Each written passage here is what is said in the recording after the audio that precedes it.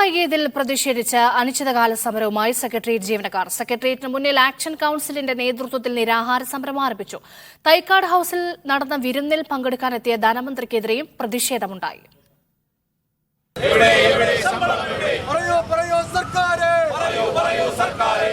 ഒന്നാം തീയതി ലഭിക്കേണ്ട ശമ്പളം വൈകിയതിൽ പ്രതിഷേധിച്ചാണ് സർക്കാർ ജീവനക്കാർ തെരുവിലേക്ക് ഇറങ്ങിയത്. സെക്രട്ടേറിയറ്റിലെ സബ് ട്രഷറിക്ക് സമീപം സൗത്ത് ഗേറ്റിന് മുന്നിൽ ജീവനക്കാർ അനിശ്ചിതകാല നിരാഹാരം ആരംഭിച്ചു. ശമ്പള വിതരണം ആരംഭിച്ചുവെന്ന് ധനമന്ത്രി പറയുമ്പോഴും എല്ലാ ജീവനക്കാരുടെ അക്കൗണ്ടിലും പണം എത്താതെ സമരത്തിൽ നിന്ന് പിന്മാറില്ല എന്ന് ജീവനക്കാർ പറയുന്നു. പണം പിൻവലിക്കുന്നതിന് പരിധി നിശ്ചയിക്കുന്നതും അംഗീകരിക്കാൻ കഴിയില്ല. ഇവിടുത്തെ ധൂർത്തും കെടുകാര്യസ്ഥതയും കൊണ്ടാണ് ഈ സംസ്ഥാനത്ത് ഇങ്ങനെ ഒരു സാമ്പത്തിക പ്രതിസന്ധി ഉണ്ടായത്. അതിന് കേന്ദ്രത്തെ മാത്രം കുറ്റം പറഞ്ഞിട്ട് കാര്യമില്ല. രൂക്ഷമായ ഭാഷയിലായിരുന്നു പ്രതിപക്ഷ നേതാവ് വി ഡി സതീശൻ സർക്കാരിനെയും ധനമന്ത്രിയെയും വിമർശിച്ചത്. ധനകാര്യമന്ത്രി മിസ്റ്റർ ബാലഗോപാൽ അങ്ങ് കേരളത്തിലെ ജനങ്ങളോടും ജീവനക്കാരോടും പറയുന്നത് പച്ചക്കള്ളമാണ്. കയ്യിൽ പൈസ ഇല്ലാത്തത് കൊണ്ട് നടത്തിയ സോഫ്റ്റ്വെയർ തട്ടിപ്പാണ്.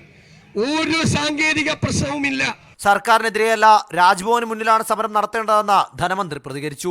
പാവപ്പെട്ടവരുടെ ക്ഷേമ പെൻഷന് വേണ്ടി കൊണ്ട് സമരത്തിന് നിൽക്കണം. നമുക്കങ്ങ് രാജ്ഭവന്റെ മുന്നിലേക്ക് ഒരു സമരമല്ലോ അവർ, അല്ലെങ്കിൽ വേറെ സ്ഥലത്തേക്ക് സമരം അവർ ചെയ്യുമ്പോൾ സെക്രട്ടേറിയറ്റ് അല്ലല്ലോ, കേന്ദ്രം എടുക്കുന്ന ഡൽഹിയിലേക്ക് മുഖ്യമന്ത്രി ഉൾപ്പെടെ സമരത്തിന് പോയതുകൊണ്ടാണ് പറഞ്ഞത്. ബജറ്റ് തയ്യാറാക്കുന്നതിനായി പ്രവർത്തിച്ച ഉദ്യോഗസ്ഥർക്ക് വേണ്ടി നടത്തിയ വിരുന്നിൽ പങ്കെടുക്കാനെത്തിയപ്പോഴായിരുന്നു ജീവനക്കാരുടെ സംഘടനയായ സെറ്റോ ധനമന്ത്രിയെ തടഞ്ഞത്. മന്ത്രിയുടെ കാറിന് കുറുകെ ചാടിയ പ്രവർത്തകരും പോലീസും തമ്മിൽ സംഘർഷമുണ്ടായി.